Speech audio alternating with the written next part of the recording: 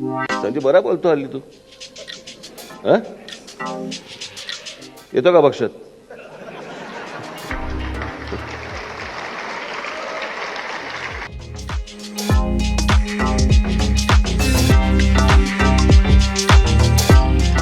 नमस्कार मित्रांनो, तुम्ही पाहताय आकार DG9 आणि मी आहे प्रभाकर सूर्यवंशी. या व्हिडिओची जाहिरात बघून तुम्हाला प्रश्न पडला असेल की हा कोण संजय, होय ना? हा तो संजय आहे जो शिवसेना प्रमुख बाळासाहेब ठाकरे यांना आपल्या पक्षात हवा असतो, जो मनसे प्रमुख राज ठाकरेंनाही आपल्या पक्षात हवा असतो. आता नावातच संजय आहे म्हटल्यावर चर्चा तर होणारच, कारण सध्या महाभारतातल्या संजयबद्दल जेवढी चर्चा झाली नसेल एवढी चर्चा आधुनिक महाभारतातल्या संजयची होताना आपण पाहत आलो आहोत. तर आजच्या आपल्या या व्हिडिओचं प्रमुख आकर्षणही संजय आहे. कोण आहे संजय? मी ज्या संजयबद्दल बोलतो आहे तो संजय आणि तुमच्या मनातला संजय हा वेगळा आहे मित्रांनो. 90च्या दशकात शिवसेना प्रमुख बाळासाहेब ठाकरेंनी ज्या संजयला साथ घातली होती, येतोस का शिवसेनेत, तो संजय म्हणजे आजच्या आपल्या गप्पाटप्पाचे प्रमुख आकर्षण आपले अतिथी व्यंगचित्रकार संजय मिस्त्री आहेत. संजय मिस्त्री म्हणजे व्यंगचित्र, एकपात्री प्रयोग, वक्ते, व्याख्याते, व्यावसायिक अशी अनेक अष्टपैलू व्यवधानं सांभाळत व्यंगचित्राचा व्यासंग जपणारे आपले लोकप्रिय व्यंगचित्रकार म्हणजे संजय मिस्त्री.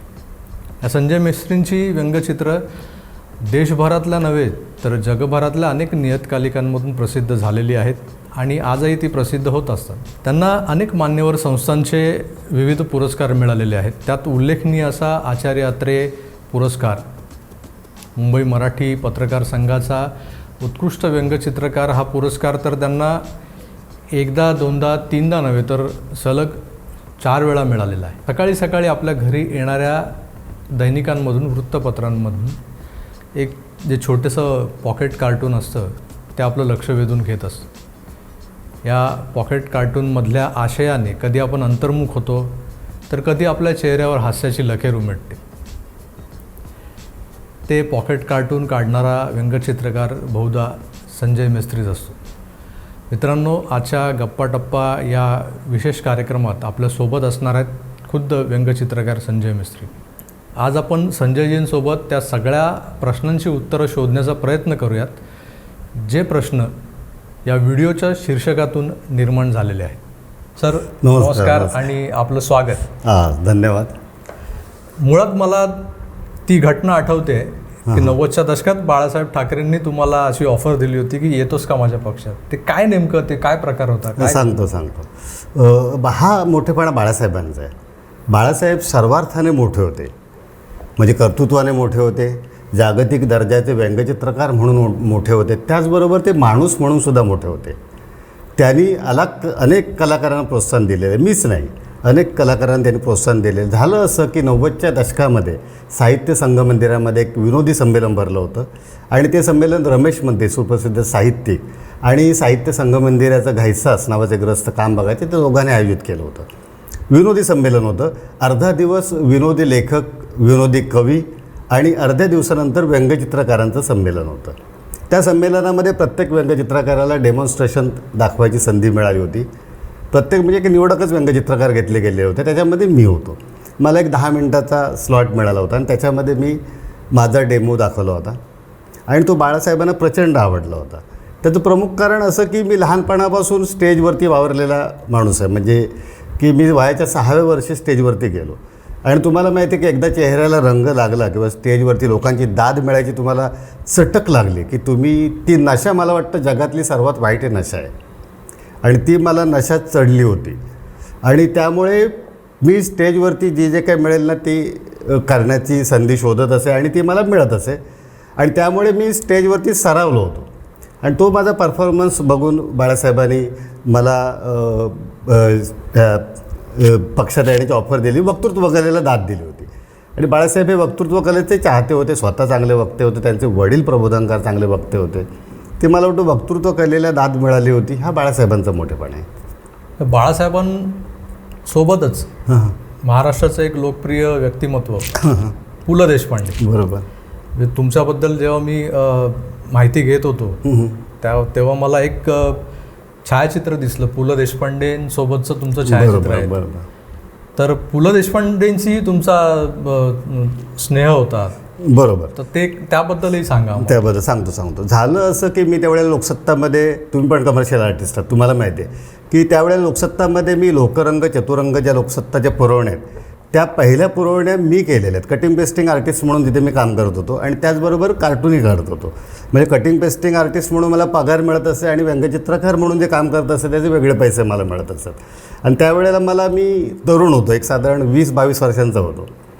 त्यामुळे भरपूर काम करण्याची अशी उमेद होती, अशी रग होती, जोश होता आणि त्यामुळे मी मजा करत असे. इंग्रजी चित्रपट भरपूर बघत असे. रिचर्ड बर्टन, क्लिंट ईस्टवूडचे रिगल, एक्सेलसियर लागायचे ना, ते मी दररोज बघत असे म्हणाल, कारण 1 तासाचा चित्रपट असायचा तो, मजा यायची. आणि मी Marlon Brando, Clint Eastwood, Richard Burton यांचा जबरदस्त चाहता होतो. भरपूर चित्रपट त्यावेळेला बघायला मिळायचे.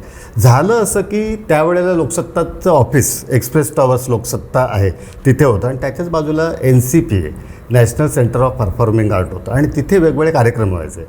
आता सारखं इलेक्ट्रॉनिक मीडिया तेव्हा फोफवलेला नव्हता, असेच कार्यक्रम व्हायचे ऑफलाईन.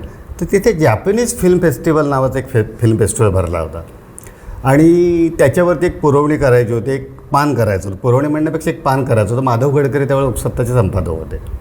तर त्यांनी ते पान करायची माझ्यावर जबाबदारी सोपवली आणि त्यावेळेला वसंत सावंत नावाचा एक लोकसत्तात अतिशय लोकप्रिय प्यून होता. असा प्यून म्हणण्यापेक्षा सहकारी, प्यून उगाच त्याला मी कमी लेखत नाही, पण त्याचे ते पदच होतं त्यामुळे म्हणायला हरकत नाही. पण तो असा माझा चांगला मित्र होता, म्हणजे सगळ्यांचाच मित्र होता. कुठलं फोटो काढून दे म्हणाला की तो लगेच काढून द्यायचा फोल्डरमधून. तर त्याला फोटो आणायला पाठवलं मी. तर तो फोटो घेऊन आला आणि काहीतरी आपल्या घेऊन आला. ते मी गडकरीने दाखवलं, म्हटलं साहेब हे वापरू का? तर गडकरी म्हणाले काय फोटो आहेत का? अरे तू जाणे घेऊन ये ना तिकडून, तुला पाहिजे तसे वेगवेगळे. म्हणून मी काम टाकून गेलो तिथे NCPAमध्ये, नॅशनल सेंटर ऑफ परफॉर्मिंग आर्टमध्ये. आणि तिथे गेल्यानंतर माझ्या लक्षात आलं की जॅपनीज लोक मर्सिडीज वगैरे मोठमोठ्या गाड्यातून आता त्यांना दिसले मला. आणि माझ्या डोक्यात प्रश्न पडला की अरे एवढे जॅपनीज लोक इथे राहतात मुंबईमध्ये आणि ते येत आहेत असे. तर मला आला कॉम्प्लेक्स, आपल्या मराठी माणसाला लगेच कॉम्प्लेक्स येतो ना, तसं मला पण आला. आणि माझ्याकडे त्यावेळेला प्रचंड काम असं कमर्शियल आर्टिस्ट म्हणून, कार्टुनिस्ट म्हणून, कारण लोकसत्ताची अनेक प्रकाशनं होती त्यावेळेला. समकालीन, इंडियन एक्सप्रेस, सांज लोकसत्ता, संजय जनसत्ता, जनसत्ता, स्क्रीन, अशी प्रचंड नियतकालिका त्यांची होती आणि टाइम्स ऑफ इंडियाची पण होती. पण मी लोकसत्तात काम करत असल्यामुळे ना ते संपादक, मी कामामध्ये अतिशय पंक्च्युअल असल्यामुळे, सिन्सिअर असल्यामुळे मला ती कामं देत असत भरपूर. त्याच्यामुळे एक काम करता करता मला तिथे बराच रोजगार मिळत असे तिथे आणि भरपूर पैसे मला ते कमी असले तरी ते एकत्रित करून ते भरपूर होते, थेंबे तळत जातं तसं. तर तिथे गेलो आणि मला कॉम्प्लेक्स आला, कारण हाताची जागा, दाढी करायला मला वेळ नसतो. आता पण दाढी वाढली आहे माझी, वेळच नसतो. तर मी गेलो, मला कॉम्प्लेक्स आला, काय करायचं म्हटलं. आणि मी बाथरूममध्ये गेलो, म्हटलं नाही तर आपण चेहरा तरी आपण स्वच्छ करूया ना, पाणी तरी लावूया. म्हणून मी पाण्याचा असे भपके मारत होतो. तर बाजूला पु ल देशपांडे उभे होते, कारण ते NCPAचे डायरेक्टर होते ना. आणि मी पु ल देशपांडे, बाळासाहेब, लता मंगेशकर, सुनील गावस्कर यांचा प्रचंड चाहता. आयुष्यामध्ये ह्या चौघांना भेटायचं हेच माझं ध्येय होतं. पैसा वगैरे मिळवणं फार नव्हतं. ह्या चौघांना भेटलं आयुष्याची पूर्ती झाली असं वाटायचं मला ते. आणि तुम्हाला माहिती आहे की if you can dream it you can achieve it. तुम्ही जी स्वप्न रंगवता त्याचा पाठलाग केला तर ती पूर्ण होतात, हे तुम्हाला माहिती आहे. तर त्याप्रमाणे माझी ती स्वप्न पूर्ण झाली, कारण मी पॅशनेट होतो. मला पॅशन होतं की यांना भेटायचंच आहे. आणि त्या कामाच्या ओघात योगायोगाने ह्या भेटी झाल्या. तर पुलं तिथे उभे होते, मी पुलांच्या पाया वगैरे पडलो. पुलाने माझ्या पाठीवरती हात ठेवला आणि मला घेऊन गेले तिथे. आणि मला विचारलं काय वगैरे करतोस. मला म्हणाले तुझे रविवारच्या लोकसत्तामध्ये संडे स्पेशल कॉलम बघतो. आणि बोलता बोलता ते हसले. तर मला वाटलं पुलं म्हणजे आपण चाहते, पुलं म्हणजे ग्रेट, सांगण्याची गरज नाही, कारण ते मग बरोबर नाही दिसत आहे, सूर्याला आरसा दाखवण्यासारखं. तर पुलंबरोबर फोटो काढायचे होते आणि की मी म्हणालो येऊ का. तर म्हणाल मी शनिवार रविवार पुण्याला असतो, तू सोमवारी ये. मग सोमवारी मी तिथे जाण्यासाठी, पण माझ्याकडे कॅमेरा नव्हता. मग कॅमेरामन कोणाला बोलवायचं, तर आयत्या वेळ आला नाही तर करायचं काय. पुलांची वेळ महत्त्वाची आहे. म्हणून मी आईकडून मी पैसे घेतले 1000 रुपये आणि फोर्टला जाऊन एक नॅशनल पॅनासॉनिकचा एक कॅमेरा घेतला आणि 100 रुपयाचा रोल भरला. त्याच्यामध्ये कोनिकाचा एक रोल मिळायचा, तो मी घेतला 100 रुपयाचा. त्याच्यामध्ये 36 किंवा 38 फोटो यायचे, तुम्हाला माहिती असेल, तुम्ही फोटोग्राफरच चांगले. तर त्याप्रमाणे तो भरला आणि मी पुलांकडे गेलो. आणि पुलं माझ्याबरोबर बोलत असताना किंवा मी पुलंबरोबर बोलत असताना मला फोटो काढायचे होते. मी पुलांना म्हणलं की तुमच्याबरोबर छायाचित्र घ्यायचे आहेत. तर बाहेर पुलंचा शिपाई होता, त्याला म्हटलं बोलू का, नको त्याला जमणार नाही. म्हणून पुलंनी दामले नावाचे एक वरती ग्रस्त होते, त्यांना फोन करून इंटरकॉमवरती बोलवून घेतलं आणि त्यांना सांगितलं फोटो काढा. आणि त्याच्यापेक्षा कर म्हणजे की पुलं मला मार्गदर्शन कर, इथे उभा राहा, असं उभा राहा. माझ्या पाठीवर थाप मारली त्याने, स्माईल दिली. आणि पुलं बालगंधर्वांचे चाहते, ते NCPमध्ये पुलंच्या टेबलच्या बाजूला बालगंधर्वांचं मोठं पूर्ण उभं भिंती असं उभं बालगंधर्वांचं पेंटिंग होतं. मला ते खूप आवडलं. मी म्हटलं तिथे उभं नको ते म्हणाले कृत्रिम वाटेल, नॅचरल वाटलं पाहिजे. तू वर्तमानपत्रात काम करतोस ना, मग वर्तमानपत्राचे गठ्ठे आहेत ना, त्याच्या आजूबाजूलाच काढू आपण. तर मी त्या फोटोग्राफरनं सांगितलं सगळा रोल संपव. पुलंचे माझ्याबरोबर 36 फोटो आहेत, 36 गुण आमचे जुळले होते. आणि त्यानंतर मी पुलंना दर आठवड्याला एकदा तरी भेटत असे, कारण लोकसत्ताचं ऑफिस सुटल्यानंतर मी रिकामटेकडा होतो. तुम्ही माझे मित्र, आपल्या गप्पा काही कधी संपत नाहीत, तर तुम्ही गप्पा मारायला जात असे. मग संध्याकाळचा तिथे त्यांच्याकडे अनेक लोक आहेत, त्यांच्याशी माझी ओळख करून देत ते. व्यंगचित्राबद्दल म्हणायचं झालं तर कसं आहे की आपल्या भारतातील जे व्यंगचित्रकार, प्रथितयश व्यंगचित्रकार जे होते, त्यात सुरुवातीला जे नाव येतं ते शंकर, करेक्ट, त्यानंतर RK लक्ष्मण, बरोबर, आणि मराठी माणसांच्या जिव्हाळ्याचं म्हणजे हिंदू हृदय सम्राट शिवसेना प्रमुख बाळासाहेब ठाकरे. या 3 व्यंगचित्रकारांची जी शैली होती त्याचा प्रभाव सगळ्यांवर, जे त्यांना व्यंगचित्रकला समजते, बरोबर, जे प्रयत्न करतात. बरोबर. म्हणजे ज्या वेळेला मी JJ स्कूल ऑफ आर्टमध्ये होतो आणि मला कधीतरी कोणीतरी सांगायचं एक असाइनमेंट म्हणून की तुम्ही आम्हाला कार्टून्स द्या किंवा व्यंगचित्र द्या, तर मग रेफरन्स म्हणून बाळासाहेबांची व्यंगचित्र, डेव्हिड लो वगैरे तर आमच्यासाठी खूप लांबची गोष्ट होती. आमच्यासाठी बाळासाहेब ठाकरे आणि RK लक्ष्मण, बरोबर. तर ह्यांचा प्रभाव होता. त्यांची नक्कल करायचो, त्यांच्यासारखे लाईन्स किंवा त्यांच्यासारखे स्ट्रोक्स यावेत म्हणून खूप धडपडायचो. पुढे जाऊन काय मी व्यंगचित्रकार झालो नाही, बरोबर. पण आज तुम्ही एक व्यंगचित्रकार म्हणून महाराष्ट्राची जनता तुम्हाला ओळखते. तुम्हाला काय वाटतं की तुमच्यावर कोणाचा प्रभाव आहे? प्रभाव तसं सांगायचं झालं तर अनेक लोकांचा प्रभाव तुमच्या व्यक्तिमत्वावरती पडत असतो. पण प्रथम कोणाचा प्रभाव पडतो, फर्स्ट इम्प्रेशन ज्याला म्हणतो ना, प्रथम दर्शनी प्रेम, प्रथम तुझं पाहता. तर प्रभाव माझा बाळासाहेबांच्या मार्मिकचा पडला. बाळासाहेबांच्या व्यंगचित्राचा म्हणणार नाही, मी मार्मिकचा पडला. कारण एखाद्याच्या तरुणीच्या आपण प्रेमात पडतो, तसं मी मार्मिकच्या सर्व प्रकारे प्रेमात पडलो. ते कसं ते मी सांगत नाही, कारण आता वेळ जाईल आपला खूप. मार्मिक मी पहिल्यांदा कसा बघितला वगैरे, आमच्या घरी मार्मिक यायचा, पण मी तो प्रथम लायब्ररीमध्ये बघितला की तो मार्मिकमध्ये गुरुवारी लायब्ररीमध्ये तो मार्मिक आला, तर त्यावेळेला वाचकांच्या त्याच्यावरती उड्या पडल्या होत्या.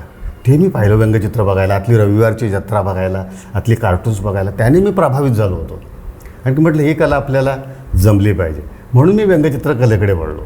आणि मार्मिक सर्वार्थाने आवडलं अशासाठी की मला कविता आवडतात. कविता म्हणजे मुलीचं नाव ना, कविता म्हणजे पोएट्री. तर शेरोशायरी पोएट्री आवडते. आतल्या शेर एक होता असा अकबर इलाहाबादीचा, तो पण त्याने पण मी प्रभावित झालो. खिचो नो कमानों को न तलवार निकालो, जब तोफ मुकाबिले तो अखबार निकालो. ह्या शेरने पण मी प्रभावित झालो. आणि त्यानंतर मी शेरोशायरीचं पण मला वेळ लागलं, कवितांचं. मी 2 तासाचा शेरोशायरीचा कवितांचा कार्यक्रम करू शकेन एवढ्या माझ्या कविता शेरोशायरी पाठ आहे. तर त्यामुळे मी प्रभावित झालो आणि व्यंगचित्र काढायला लागलो. आणखी काढल्यानंतर त्यावेळेला अनेक साप्ताहिक मासिकं होती. म्हणजे मनोहर साप्ताहिक होतं, चंदेरी होतं, माणूस होतं, दिनांक होतं, श्री होतं, सोबत होतं, आपल्या अनिल थत्त्यांचं गगनभेदी होतं. असे अनेक साप्ताहिक होतं. त्यातल्या साप्ताहिकाने पाठवल्यानंतर व्हायचं काय माहिती, ते 6 बार परत पाठवायचे. मग करायचं काय, आपला खर्च वाया जायचा. तो पोस्टेजचा आपल्याला ते परवडणार, जो काय कमी होता आत्ता आपण म्हणू कमी, पण तो पण परवडायचा नाही. म्हणून मी एक दिवस काय केलं की मार्मिकचा पत्ता बघितला, 77A रानडे रोड, दादर, पश्चिम मुंबई, असा तो पत्ता होता. तो मी लिहून घेतला. आणि त्याच वेळेला मार्मिक उघडता माझ्या लक्षात आलं की रविवारची जत्रा जी 2 पानाची डबल स्प्रेड असायची, त्या सेंटर स्प्रेड, त्याला एक लाल बॉर्डर असायची आणि खाली बाळासाहेब किंवा काय कार्यक्रम असेल ना तर ते खाली एक ओळ असायची. म्हणजे दसरा मेळावा असेल ना तर खाली ओळ असायची, वाजत गाजत गुलाल उधळत या. बाळासाहेबांची ती सूचना असायची. त्यावेळी व्हॉट्सअप वगैरे असलं काय नव्हतं, जाहिराती वगैरे वर्तमानपत्रात काय नसायच्या. त्याप्रमाणे तिथे असायचं बाळासाहेब शिवसेना भवनामध्ये येणार आहेत अशी ती खाली टीप होती. त्यावेळी शिवसेनेचे नगरसेवक होते, आमदार खासदार पण नव्हते. साधारण 78-77चा काळ सांगतोय. आणि मी 5 व्यंगचित्र काढली आणि म्हटलं धाडस करूया. मी तसं आगाऊ आहे लहानपणापासून. म्हणजे अगोदर बालकलाकार होतो, आता बाल बच्चेवाला कलाकार आहे. हाच फरक झाला, पण आगाऊ पण अजून तसंच आहे. तर मी ती चित्र 5 चित्र घेऊन गेलो आणि सगळ्या त्यांच्या साहेबांच्या भेटीगाठी झाल्यानंतर मी ती चित्र घेऊन गेलो आणि साहेबांनी ती बघितलं. पहिल्यांदा हा आगाऊपणाबद्दल त्यांनी खालपासून वरपर्यंत, कारण साहेब उठण्याच्या मूडमध्ये होते, तर मी तिथे पाया वगैरे पडलो आणि त्याने चित्र दाखवलं. त्यातलं एक चित्र साहेबांनी निवडलं आणि निवडलंच नाही तर बाकीच्या नगरसेवकांनी वगैरे दाखवलं त्याने आणि हसले, खूप हसले, माझ्या पाठीवर थाप मारली. म्हणाले पण मी मार्मिकचं काम बघत नाही, श्री बघतो. श्री म्हणजे कोण? राजसाहेब ठाकरे यांचे वडील श्रीकांतजी ठाकरे. त्यांना तू नेऊन दे. आणि माझ्याकडे तो पत्ता होता 77 रानडे रोड, दादर पश्चिम. त्याप्रमाणे मी ते मार्मिकच्या ऑफिसमध्ये ते घेऊन गेलो. राजसाहेबांच्या आईने ते दार उघडलं आणि मागून श्रीकांतजी आले आणि की मला म्हणाले काय तुम्ही काय दुपारी बिपारी तुला काय कळत नाही, लोक झोपले वगैरे असतील. श्रीकांतजी ते फटकं होते पण मानाने खूप चांगले होते. माझा चेहरा पटकन पडला असा. मी तेव्हा लहान होतो, 17-18 वर्षाचा होतो. तर श्रीकांतजींना ते कळलं, कारण ते कलाकार होते, त्यांची नजर चाणाक्ष होते, त्याची ऑब्झर्वेशन चांगलं. त्यांनी मला आत बोलावलं आणि आतमध्ये राजसाहेबांच्या घरी त्यावेळेला ड्रॉईंग करण्यासाठी असं टेबल नव्हतं, बेंच होता. त्या बेंचवरती मला बसून त्यांनी ना ब्रशने चित्र कसं काढायचं ते दाखवलं. तो जो डेमो आहे ना तो मी आयुष्यात विसरलो नाही. चित्र काढायला बघितलं बसल्यानंतर ते माझ्या डोळ्यासमोर येतं. श्रीकांतजींनी मला प्रचंड मार्गदर्शन केलं. मला म्हणाल जा. आणि दुसऱ्या आठवड्यात माझं पहिलं व्यंगचित्र प्रसिद्ध केलं श्रीकांतजींनी. ते सांगू का व्यंगचित्र? आपला वेळ आहे का तेवढा? आहे ना. हां, मग सांगू का? त्या चित्रामध्ये जे चित्र बघून बाळासाहेब बसले, श्रीकांतजींनी छापलं ते चित्र सांगतो तुम्हाला. की 2 लहान मुलं, त्यावेळेला आपल्या माहिती आहे की घरी मध्यमवर्गीय लोक असायचे, आपण सुद्धा मध्यमवर्गीय होतो. आणि आई काय करायची की चिवडा लाडू आपल्याला जे काय हवं असेल मुलांना ते डब्यामध्ये भरून डबा फळीवरती ठेवायचे. अशासाठी की मुलांनी ते लवकर संपवू नये. आत्ताच्या मुलांना पिझ्झा बर्गर फोन केला की सगळं ऑनलाईन मिळतं, स्विगी झोमॅटोने. तर त्यावेळेला तसं नव्हतं. तर त्या आईने डबा घेतला आणि आई आपली आत्ताच्या आया 7-8 वाजता उठतात, तर त्यावेळेच्या आया 4-5 वाजता उठायच्या आणि त्यामुळे ते दुपारच्या जराशा लवणला यायच्या. तशी ती आई लवणलेली दाखवली होती मी पाठमोरी. आणि 2 मुलं, एक 12 वर्षाचा मुलगा आणि त्याचा 6 वर्षाचा मुलगा. एक मुलगा असं ओणवा राहिला आणि 6 वर्षाचा भाऊ तो आई झोपले बघून डबा काढायला असा टाचा उंच करून असा वर हात लावतो आहे की डबा काढण्यासाठी, पण त्याचा हात पोचत नाही आहे टाचा उंच करून. तेव्हा तो हळू आवाज आपल्या मागच्या खालच्या भावाला सांगतो आहे, दादा आपल्याला आणखी एक भाऊ हवा होता रे. ते चित्र बाळासाहेब बसलं होतं. ते माझं प्रसिद्ध झालेलं पहिलं व्यंगचित्र. ते सुद्धा बाळासाहेबांनी प्रसिद्ध केलेलं आहे, श्रीकांतजींनी प्रसिद्ध केलेलं आहे आणि ते मार्मिकमध्ये आलेलं आहे. ह्याचं मला अप्रूप आहे. पण मार्मिकमध्ये अनेक व्यंगचित्रकारांनी काम केलं आहे. म्हणजे बरोबर. आधी बाळासाहेब ठाकरे स्वतः काढत होते चित्र. बरोबर. त्यांचा जेव्हा व्याप वाढला करेक्ट, त्यानंतर काही काळ राज ठाकरेंनी काढली. Correct correct. वसंत मला वाटतं विकास विकास सबनीसांनी काढली. बरोबर. तुम्ही होतात. बरोबर बरोबर. मार्मिकमध्ये काम करताना कसा अनुभव आला? छान छान छान प्रश्न चांगला आहे तुमचा. तुमचं मला कौतुक वाटतं की तुम्ही हा DG9 चॅनल खरोखर छान चालवलं आहे आणि पत्रकार म्हणून तुम्ही स्वतः चांगले चित्रकार आहात, तुमची कॅलिग्राफी चांगली आहे. तर त्यामुळे तुम्हाला बऱ्याच गोष्टी माहीत आहेत. जनरली मी थोडं रागवू नका पत्रकारांना, नवीन पत्रकारांना सांगतो की पत्रकारांचा ना अभ्यास कमी पडतो. आमचे सूर्यवंशी नवशक्तीतले आमचे मित्र आहेत, अभ्यास करूनच अभ्यास होणे प्रकटावे नाहीतर झाकोने राहावे. तुमचा प्रश्न चांगला आहे. मार्मिकचा अनुभव सांगतो की मार्मिकमध्ये एक दिवस मला विकास सबनीसांचा फोन आला. विकास सबनीस आणि मी अतिशय जिगरी दोस्त आहे 1983 सालापासून. म्हणजे एका ताटात आम्ही एक प्लेट वडा मागवला होता, एक खाणार, इतकी आमची दोस्ती होती. त्यांचा मला एक दिवस फोन आला की संजय कुठे आहेस तू? मी म्हणालो मी दादर टीटीला आहे. म्हणाला जिथे आहेस तिथून तू टॅक्सी करून इकडे सेना भवनामध्ये, आणि टॅक्सीचं बिल मी देतो. त्यांची एक बोलायची ही स्टाईल होती, कुठेही बोलले तर ती ही स्टाईल होती. म्हणून मी टॅक्सी करून सेना भवनामध्ये गेलो आणि तिथे प्रबोध नवलकर बसलेले होते आणि प्रबोध नवलकरांशी माझी ओळख करून दिली. कारण झालं असं, मला तिथे सबनीसने इंट्रोड्यूस करण्याचं कारण सांगतो. कारण सबनीस तेव्हा प्रचंड बिझी होते, विकास सबनीस. कारण त्यावेळी ते मिड डेचं काम करायचं, डेलीचं काम करायचं, लोकसत्तामध्ये करायचं, प्रचंड काम त्यांच्याकडे होतं पॉलिटिकल कार्टूनिस्ट म्हणून. त्यामुळे ते आपल्या अंगावरचं काम माझ्यावरती ढकलण्याचा प्रयत्न करत होते. तर त्यामुळे मला त्यांनी तिथे इंट्रोड्यूस केलं आणि मी अधूनमधून तिथे करायला लागलो.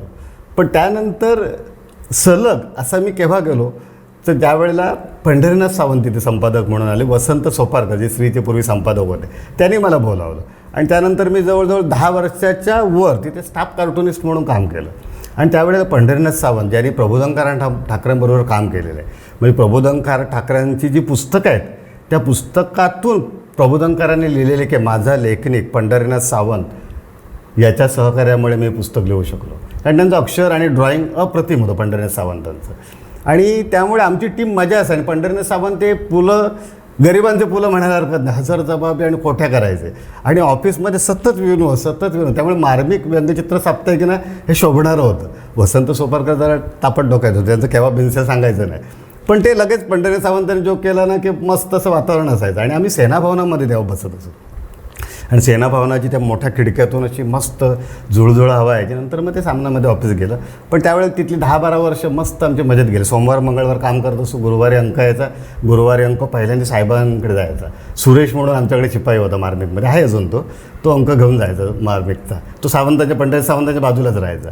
तो पहिला अंक सकाळ झाली की गुरुवारी साहेबांकडे घेऊन जायचा. मग तो साहेब अंक बघितल्यानंतर गुरुवारी साहेबांना टेबलावर लागायचा की मग फोन करायचा माझ्या चित्राबद्दल, विकास सबनीसांच्या चित्राबद्दल, आतल्या लेखांबद्दल. प्रत्येकाला मग साहेब फोन कर, म्हणजे प्रत्येकाकडे मोबाईल नव्हते, पण ऑफिसमध्ये आल्यानंतर मग आम्ही करत असो. आणखी साहेब मग मार्गदर्शन, कधी ओरडायचे, कधी तारीफ करायचे, कधी म्हणायचे ये बंगल्यावरती या तुम्ही. मग विकास सबनीस आणि आम्ही जात असो तिकडे. तर साहेबांच्या खूप आठवणी, की साहेबांच्या आठवणीवरती कार्यक्रम होईल इतक्या. साहेबांचं मोठेपण, आम्ही छोटे माणसं आहोत पण साहेबांचा हा मोठेपण आहे. तुम्ही पंढरीनाथ सावंतांबद्दल बोललात की ते स्वतः उत्कृष्ट चित्रकार होते. करेक्ट.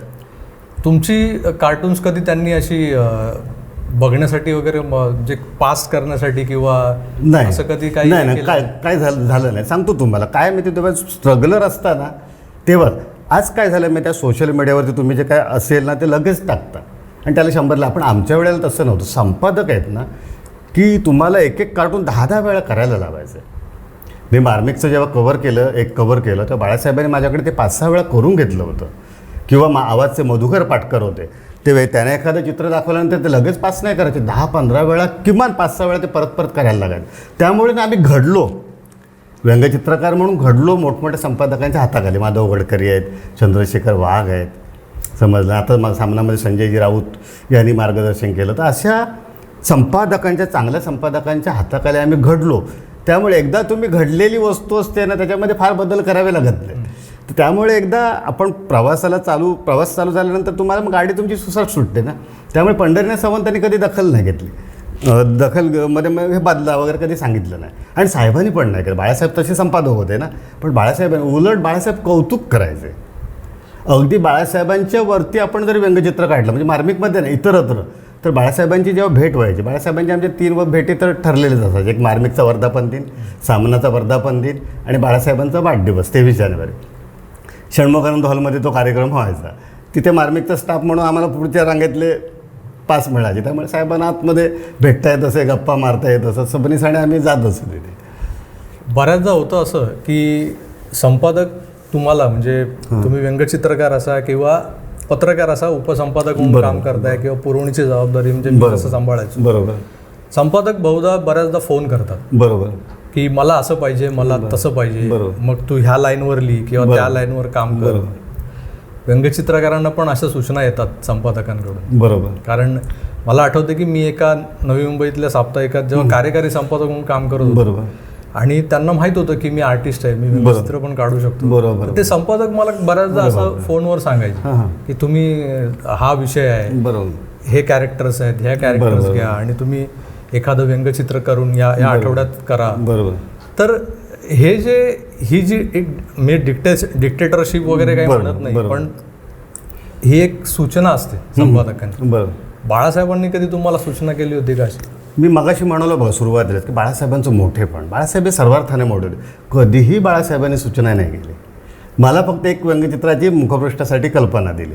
त्या व्यतिरिक्त बाळासाहेबांनी कोणाच विकास सबनीसांच्या कामात दखल नाही दिली, माझ्या कामात दखल नाही दिली. हा असा संपादक पाहिजे की तुम्हाला जर स्वातंत्र्य असेल ना तरच तुम्ही काम करू शकता. बरोबर.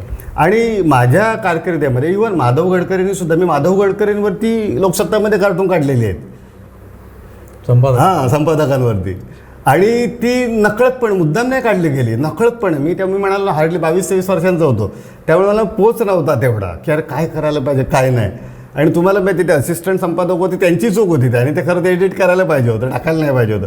आणि रविवारच्या पूर्ण ते छापून आलेलं होतं. तेव्हा माधव गडकरीने मला आत बोलवून घेतलं केबिनमध्ये. त्या उपसंपादकाने सांगितलं तुम्हाला बोलायला, म्हणून मी आतमध्ये गेलो. काय मेस्ते एकदम रंगात आलात तुम्ही अगदी, एवढंच बोलले ते. आणि मी समजून गेलो, एवढंच बोलले, बाकी काही बोलले नाहीत ते. आणि मग त्यानंतर मी सावध झालो की बाबा असं करायचं नसतं. आणि म्हणून मी मग नंतर काढले. पण वर्तमानपत्रात काम करत असताना आपल्याला माहिती असते वर्तमानपत्राची पॉलिसी काय. म्हणजे सामन्यात काम करताना शिवसेनेच्या विरुद्ध काढायचं नाही एवढंच आपल्याला कळलं पाहिजे व्यंगचित्रकाराला. तर तशी आपल्याला पॉलिसी आपल्याला माहीत असल्यामुळे ना तशी कधी वेळ येत नाही तुमच्याकडे मॅच्युरिटी असेल तर त्यांची पॉलिसी आपण फॉलो केली पाहिजे. हे आता आपली जी चर्चा सुरू आहे, जी आपण ज्या गप्पा करतोय, त्याच्यात एक गोष्ट मला जाणवते की अवधान. बरोबर, करेक्ट. हे अवधान बाळगणं गरजेचं आहे. मग तो लेखणीतून प्रकट होणारा अवधान असो किंवा कुंचल्यातून होणारा. अगदी बरोबर, अगदी. आता व्यंगचित्रकलेकडे ह्या तरुण पिढीने पाहताना म्हणजे आज असं झालं की सगळं डिजिटल झालेलं आहे. बरोबर.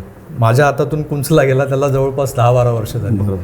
म्हणजे पण तुमची बाकी अजून तुमचं काम चांगलं आहे, कारण लेआउट, कंपोजिशन, तुमची जाहिराती बघतो, कॅलिग्राफी बघतो, तुमचा तो आकार नावाचा दिवाळी अंक आहे ना, तो पण त्याची साईज पण तुम्ही रेक्टँगल घेतली आहे. हे तुमचं वेगळेपण आहे, अजून आहे तुमच्यातला कलाकार अजून आहे म्हणून तुम्ही चॅनल चालवताय ना.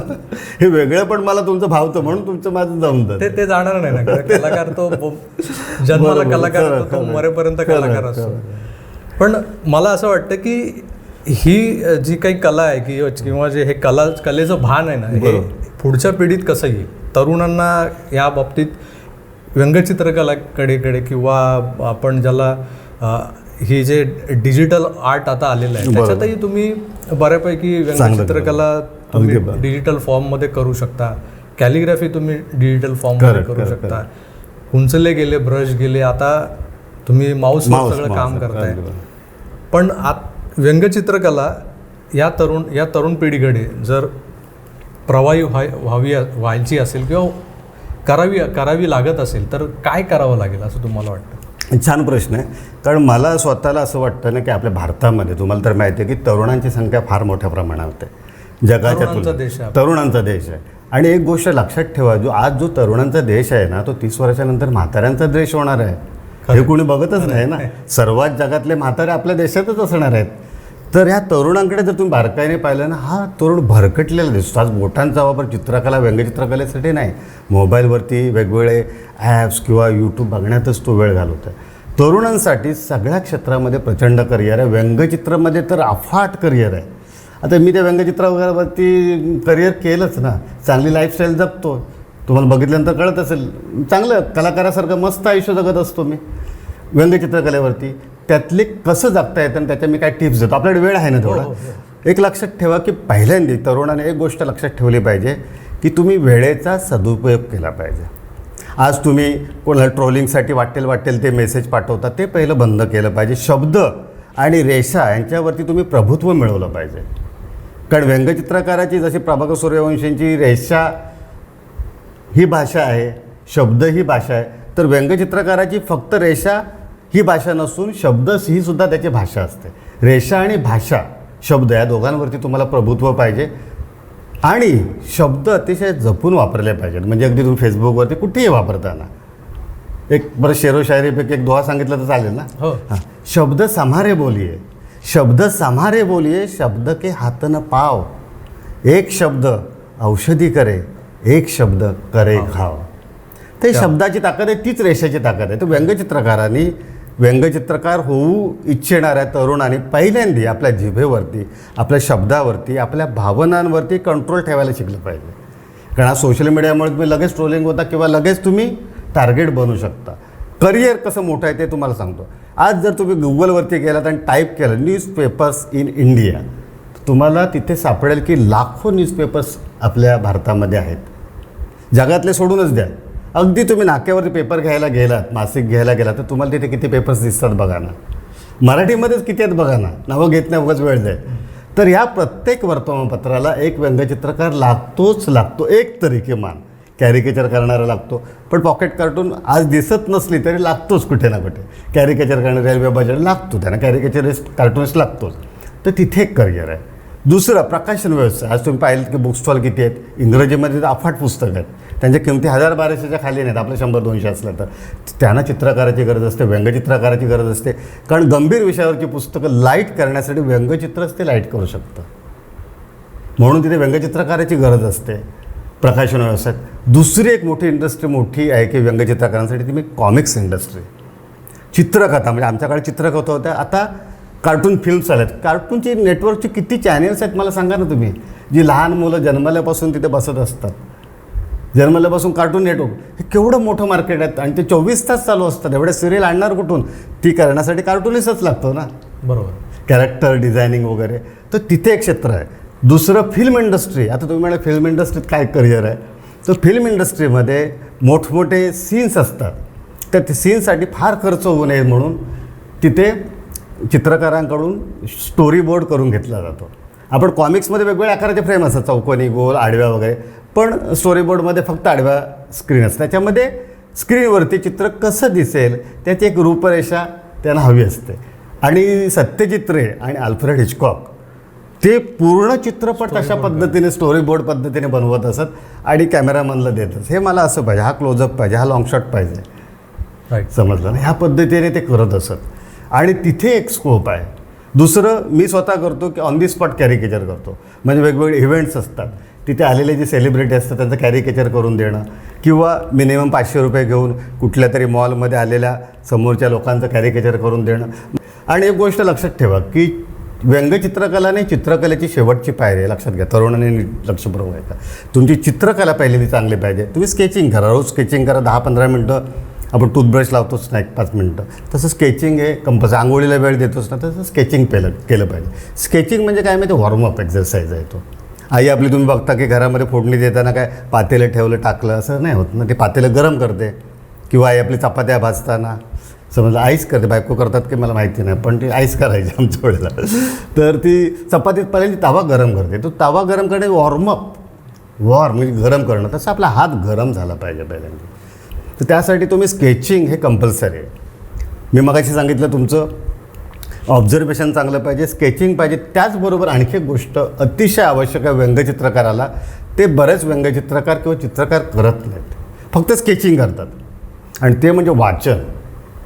तुम्ही वाचल्याशिवाय आयुष्यामध्ये पुढे येऊच शकत नाही. वाचेल हे शुभाषित गुळगुळीत झाले, त्यामुळे ते वापरत नाही. कारण ते ऐकून मला पण आणि बोलताना पण ते जीव घसर. तर असं नाही, तुम्ही वाचलं पाहिजे. वेगवेगळ्या प्रकारची पुस्तकं, व्हॉट्सअपचे मेसेज वाचू नका, ते एकदम बाळबोध असतात, त्यात काय अर्थ नसतो. पुस्तकाच्या फॉर्ममध्येच वाचा. आलं की लक्षात. आता तुम्ही जेवताना काय टोपात हात घालून जेवत नाही ना, व्यवस्थित प्लेटमध्ये घेऊनच जेवता ना. टोपामध्ये सुद्धा जेवता येतं. तसं एक कुठली गोष्ट कशी करायची याचं एक शास्त्र आहे. तर त्याप्रमाणे तुम्ही पुस्तकच वाचता. पुस्तक काय फार महाग नसतात, 100-200 रुपयाचे असतात. तुम्ही मोबाईल 10,000चा वापरता, 100-200चं पुस्तक घेऊन वाचा ना. पुस्तकं तुमच्या मनावरती संस्कार करतात. तर ती गोष्ट लक्षात ठेवा. वाचन, स्केचिंग आणि त्याचबरोबर ऑब्झर्वेशन, निरीक्षण शक्ती ही अतिशय महत्त्वाची आहे. म्हणजे बाळासाहेबांकडे होते, आर के लक्ष्मणकडे होते. आर के लक्ष्मणचं एक वैशिष्ट्य सांगतो. कुठल्या पार्टीला आर के लक्ष्मण गेला तर त्या कोपऱ्यातला माणूस काय बोलतोय ना, तो लिप मुवमेंटवरून अंदाज बांधत असे. हे निरीक्षण शक्ती. कारण तुम्हाला माहिती आहे की माणसांची लिप मुवमेंट ठराविकच असते. ॲनिमेशन फिल्ममध्ये ओ आ अशी जी वाक्य बोलली जातात ना, ते लिप मुवमेंट ठराविकच असल्यामुळे ते केलं जातं. तर त्या लिप मुवमेंटवरून तो ओळखायचा की हा कुठला. आणि ते बऱ्याच वेळा 99% त्याचं तो बरोबर असायचं. इतकं ऑब्झर्वेशन तुमचं शार्प असलं पाहिजे. शार्प म्हणजे घार वगैरे किंवा गरुड जशी तीक्ष्ण ऑब्झर्वेशन असलं पाहिजे. पत्रकाराचं पण असावं लागतं. तर पत्रकार व्यंगचित्रकाराचं ऑब्झर्वेशन हे नीट असलं पाहिजे. त्याच्यानंतर आणखी एक महत्त्वाचा गुण सांगतो. बऱ्याच वेळा आपण कोणाच्या तरी घरी गेलो ना की आपल्याला पालक सांगतात की आमचा हा ना चित्र चांगलं काढतो, बालका न्यायला कुठे ते जॉब बघा ना. अरे कशाला, तुमच्याकडे ते धाडस पाहिजे. आम्ही जेव्हा बाळासाहेबांकडे गेलो ना तेव्हा बाळासाहेबांनी आम्हाला किस्सा सांगितला. विकास सबनीस, मी आणि आमचे एक मित्र होते, आम्ही गेलो होतो. ते बाळासाहेबांनी आम्हाला किस्सा सांगितला की बांबी चित्रपट जो वॉल्ट डिस्नेचा, तिथे लहान पाडसाची गोष्ट आहे ती. म्हणाले मी अनेक वेळा बघितलं. आणि एक दिवस मला रात्रीचा झटका आला. मी म्हणाले बांबीचं चित्र काढलं आणि इलस्ट्रेटर विकल्याची तेव्हा संपादक होते, त्यांचं दार ढुकून असं गेलो मी आणि त्यांनी टेबलवर ठेवलं चित्र. बाळासाहेब सांगताना पण ते असं डोळ्यासमोर उभं करत. चित्रकार होते ना, त्याच्यामुळे तुम्ही बाळासाहेबांची भाषणं ऐकली तर तुम्हाला सगळी ती चित्रमय दिसतील. मी बाळासाहेबांच्या भाषणामध्ये कॉमिक्सही केलं होतं. कारण चित्रकार असल्यामुळे, व्यंगचित्रकार असल्यामुळे त्यांचं ह्युमर पण त्याच्यामध्ये होता, सेन्स ऑफ ह्युमर असायचं, विनोदबुद्धी होती तीक्ष्ण. त्याच्यामुळे ते कॉमिक्सने एक चित्रपट असायचं. बाळासाहेबांची भाषणं चित्रपट आहे हो, समजलं ना. तर तसं ना ते बाळासाहेबांनी आम्हाला सांगितलं, टेबलवर टाकलं, तो संपादक असा अडबडला. आणि माझं ते धाडस बघून त्यांनी ते दुसऱ्या आठवड्यात इलस्ट्रेटरच्या कवरवरती छापलं. आणि मी त्यांना विचारलं, म्हणाले की असं का, तर तुमचं धाडस मला आवडलं आणि ते छापलं. तुमच्यातला कॉन्फिडन्स, हा मराठी माणूस त्यात कमी पडतो असं मला वाटतं. कॉन्फिडन्समध्ये ना कुठेतरी कमी पडतो. आणि त्याचं कारण कदाचित असेल की फॅमिली बॅकग्राऊंड, पण ते तुम्ही तोडलं पाहिजे ना. अनेक तुम्ही मोठमोठे उद्योजक बघाल की ते गरिबीतून आलेले होते ना. कशाला कॉम्प्लेक्स तोडून टाका ना. कॉम्प्लेक्स म्हणजे आज बिल्डिंगचे कॉम्प्लेक्स दिसतात, पण मराठी माणसाला पण कॉम्प्लेक्सातून गेला पाहिजे ना. न्यूनगंड गेला पाहिजे. बोला. तुमची ही जी शैली आहे, थोडक्यात भाषण शैली ज्याला आपण म्हणतो, बरोबर. ही भाषण शैली बघून महाराष्ट्र नवनिर्माण सेनेचे अध्यक्ष राज ठाकरे बरोबर यांनी तुम्हाला एक ऑफर दिली होती की येतोस का माझ्या पक्षात. म्हणजे बघा ना, तुम्हाला शिवसेना प्रमुखांनी खुद्द एकदा ऑफर दिली होती, नंतर तुम्हाला राजसाहेबांनी ऑफर दिली. म्हणजे तो किस्सा तुमच्याकडून ऐकायचा मला, पण मला वाटतं त्यामागे हेच कारणीभूत असावं की तुम्हाला जी अशी, आता आपण एक अनौपचारिक गप्पा टप्पा करतोय, पण तरी तुम्ही परत मराठी माणूस, त्याचा न्यूनगंड, त्याने व्यवसाय करायला पाहिजे, नोकरी वगैरे, हे सगळं कसं तुम्ही पोट तिडकीनं मारताय. खरं, अगदी बरोबर. हेच बघून कदाचित आधी बाळासाहेबांनी आणि नंतर राजसाहेबांनी, दोघांनी तुम्हाला येतोस का पक्षात म्हणून जी ऑफर दिली होती. तर राजसाहेबांचा जो किस्सा आहे तो आम्हाला ऐकायला आवडेल. बरोबर. एक गोष्ट लक्षात घ्या मित्रांनो, की सगळ्यांना माहिती आहे की बाळासाहेब आणि राजसाहेब ठाकरे यांच्यामध्ये प्रचंड साम्य आहे. बरोबर. म्हणजे ड्रेसमध्ये, वागण्यामध्ये, बोलण्यामध्ये प्रतिबिंब आहे. तर राजसाहेब ठाकरेंची पण शैली ती हा योगायोगाचा भाग आहे. मी तर योगायोगाचा भाग समजतो. बाळासाहेबांनी मला ऑफर द्यावी आणि त्यानंतर बालगंधर्व नाट्यमंदिर पुण्याला, तिथे एक कार्यक्रम होता, झील नावाच्या संस्थेने तो ठेवला होता, आणि स्टेजवरती राजसाहेबांनी आणखी माझं भाषण झालं आणि राजसाहेब भाषणाला उभे राहिले आणि त्यांनी ती मला माझं भाषण ऐकून ते प्रभावित झाले. आता परत एक सांगतो की बोलणं वगैरे एक सोपी गोष्ट आहे. आता तुम्ही म्हणाल की मी कसं वाचाल ना, तर तुम्ही काही करू शकता जगामध्ये. उद्योगधंद्यात यशस्वी होऊ शकता, जो काही व्यवसाय करू शकता त्यात यशस्वी होऊ शकता, भाषणं करू शकता. लोक मला विचारतात की कसं चांगलं बोलायचं. वाचन सगळ्याचं बेसिक तेच आहे. जसं आरोग्याचं प्रोटीन्स, तर हे प्रोटीन्स आहेत, आणि तुमच्या कला वगैरे व्हिटॅमिन्स आहेत, समजा मल्टीव्हिटॅमिन्स आहेत, पण वाचन हे तुमचे प्रोटीन्स आहेत. जर शरीरामध्ये प्रोटीन्स नसेल तर तुम्ही दुबळे असणार, असं खरं समजलं. तुमचे शोल्डर वगैरे असे ताट केव्हा तुम्ही प्रोटीन्स खाणार तेव्हा ना. तर प्रोटीन्स म्हणजे वाचन, ही गोष्ट तरुणांनी ना मला वाटतं लक्षात ठेवली. भरपूर वाचा. मी तर अजूनही, तुम्हाला आश्चर्य वाटेल, रात्री 1:30 ते 2 वाजेपर्यंत वाचतो. जसं आंघोळीला आपण वेळ काढतो, आंघोळीशिवाय आपण राहत नाही ना, दिवसातून एकदा तरी तसं मी रोज 1:30 ते 2 वाजेपर्यंत वाचतो, म्हणजे वाचतोच. आणि पुस्तकं विकत घेऊन वाचतो. तर तुम्ही वाचत असाल ना, तर तुम्ही चांगले वक्ते होऊ शकता. हे तुम्हाला वक्तृत्वाचं एक सिक्रेट सांगतो. अदरवाईज तुम्ही पाठांतर करून वगैरे काही नाही होणार. तशी भाषणं नाही करता येत. तुम्हाला पोट आतून आलं पाहिजे. खरं, तुम्हाला पॅशन पाहिजे आतमध्ये, ते रिचवायचं. आणि मग जसं बीजामध्ये अंकुर असतो, पण पाण्याची आणि त्याची गाठभेट झाल्याशिवाय अंकुर येत नाही ना, ते जमिनीत जातं. तसं तुम्हाला आतमध्ये ते अंकुर असला पाहिजे. आणि तो केव्हा येणार, जेव्हा तुम्ही ते जमिनीत जाणार, त्याला पाणी शिंपणार थोडं, पण तेव्हा तो झाड मग फोफवतो. मध्ये मध्ये तोडणारे पण झाड भेटतं, तर सांगतो तुम्हाला, रात्रीची पण तोडतात झाडं. खरं. मित्रांनो, आजच्या या अनौपचारिक गप्पा टप्पांमधून मला एक मराठी व्यंगचित्रकाराचा बहुरंगी आणि व्यासंगी व्यक्तिमत्वाचा एक पदर उलगडायचा होता. त्याची उकल तुमच्यासमोर करायची होती. ते करत असताना संजयजींनी मराठी युवा पिढीला त्यांच्या भवितव्याबाबत जो कानमंत्र दिला आहे, त्याबद्दल संजयजी तुमचे मानावे तेवढे आभार कमी आहेत. नाही, आभार मानायचे तुम्ही माझे मित्र, आभार कसले. नाही, तुमच्या आपण यापूर्वी अनौपचारिक गप्पा मारतो. बरोबर. जेव्हा भेटायचो नवशक्तीच्या कार्यालयात, चहा घ्यायचो. आता फक्त चहा ते आभार मानायची गरज नाही, नुसते आभाराने भागणार नाही. मित्रांनो, तो हाच संजय ज्याला दोन्ही ठाकरेंनी येतोस का माझ्या पक्षात अशी ऑफर दिली.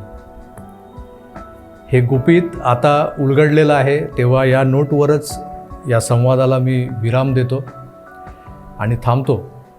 पुन्हा भेटूच. तोवर स्वस्थ रहा, मस्त रहा, आपली काळजी घ्या. नमस्कार. धन्यवाद.